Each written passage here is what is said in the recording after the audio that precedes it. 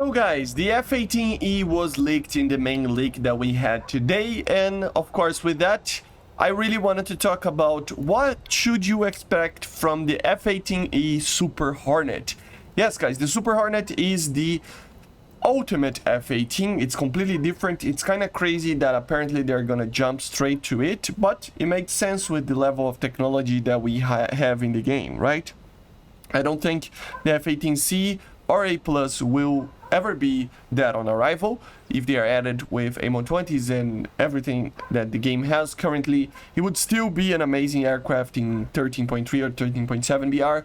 But yeah, the Super Hornet will definitely be a 14.0. So what should you expect from the aircraft if it's added?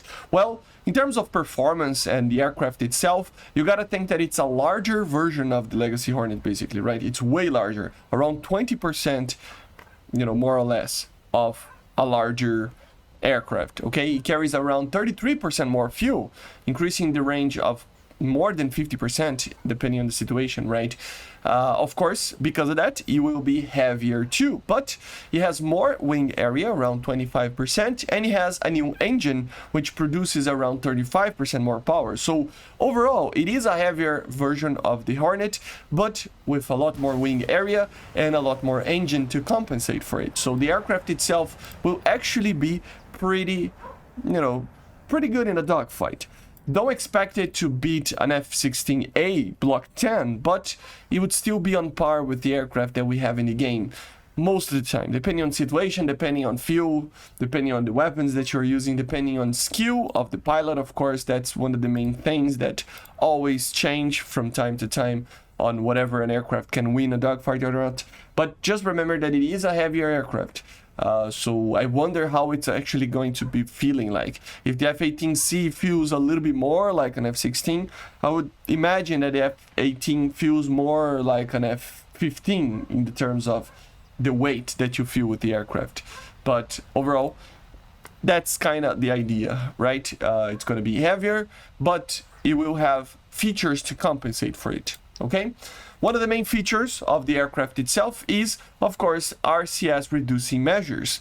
They were taken basically to make sure that it was kind of a semi-stealthy design. It's not really a stealth aircraft like an F-22, F-117, but it is way better than other fourth generations. Making it be, although larger than previous F-18s, for example, and mainly other fourth generations, but still maintaining a lower RCS than those.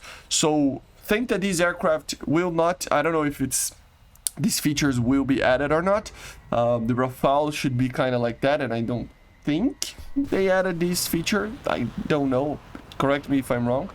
But in a general sense, it will be a larger aircraft. It will be a pretty large aircraft compared to older F-18s, but with lower RCS coming from the front or the back, right? So it's an aircraft that it's not 100% stealth, but it will have these features that will help a lot an aircraft such as this to maintain a little bit more stealthiness. Will this help a lot? Well, probably not. It will just make sure that instead of being detected at, I don't know, 80 kilometers, it will be detected at 70. So these ranges, they will probably be a lot larger than you normally shoot a missile. So at the end of the day, you will not change for the in-game purposes a lot, okay? Of course, I'm talking about what you should expect from these aircraft inside the game. So you should expect that the aircraft is not really, the stealthiness will not really change too much of the gameplay here, okay? But it is a cool feature that might help you. Modernizations happen, of course, as well in other places. Remember, this thing is a completely new aircraft pretty much, right, compared to the Legacy Hornet. Of course, with the base design of the Legacy Hornet used as a basis, right? But it will have a way better fly-by-wire system, new screens, even touch screens, depending on the version. Initially, it used the APG-73 radar, the same as the F-18C, but later it got changed to the APG-79 as a radar. So depending on the variant added, it could be one of the best radars in the game. Of course, uses a modernized helmet-mounted display as well, right? And this radar, guys, you gotta think that the APG-73 is not a bad radar. It's the evolution of the APG-65 that we see in other radars, in other aircraft in the game already.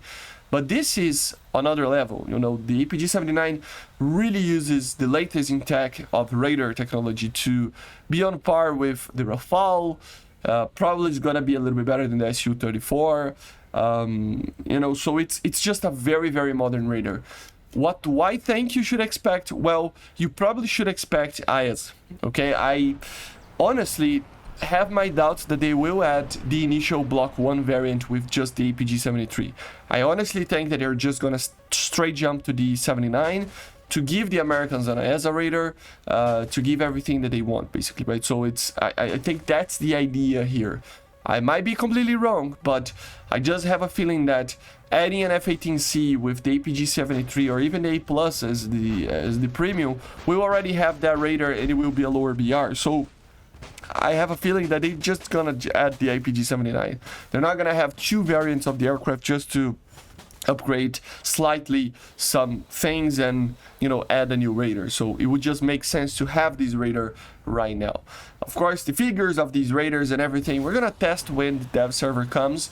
But just think about that it's gonna be very much on par with something like the Rafale, maybe better depending on situation, maybe worse depending on situation, okay? And in the weapon systems, of course, I don't even need to talk too much about it. Everything the US uses pretty much. The Navy aircraft, they tend to be a little bit more multi-role than some of the other aircraft that we see, just because they use less models out of an aircraft, right? Or out of aircraft in general. So they need to put everything that they have on one platform. So expect, obviously, AIM-120s and the AIM-9M, AIM-120s A's and B's and AIM-9Ms. Oh, but what about the AIM-9X? Well, yes, the AIM-9X will eventually come, but it was denied to come for now. Better IR missiles in general are not coming for now, apparently, so they are saying that on the forums at least. Let's wait and see how that is implemented, but still. But of course, just not yet. For air-to-ground, of course, it will use everything that the US has right now. JDAMs, GPUs, Mavericks, non-guided weapons, all will be there. And of course, in the future, even some stuff like anti-radiation missiles and some others. So in a general sense, it will be one of the ultimate multi-role aircraft. It will have one problem that every F-18 has: max speed. It doesn't have a lot of max speed, and I'm not talking about low airspeed, low altitude max speed. That's fine, that's gonna be great. I'm talking about high altitude, like trying to get to Mach 2. You know, these aircraft cannot do that, but it doesn't matter too much. Rarely you see those speeds in the game. So at the end of the day, it will be an amazing aircraft, amazing platform. I just wonder how this heavy weight of the Super Hornet will be like. Hopefully it's nimble enough that it can win dogfights against the Eurofighter and the Rafale. You tell me in the comments what you expect, but let's wait and see the dev server to see how these aircraft will feel like when the flight models are ready. Okay? But basically this is it. This is what you should expect from the F-18E Super Hornet that was leaked. I see you guys on the next one. Make sure to subscribe. Leave in the comments what you think about the F-18, and see you guys. Bye.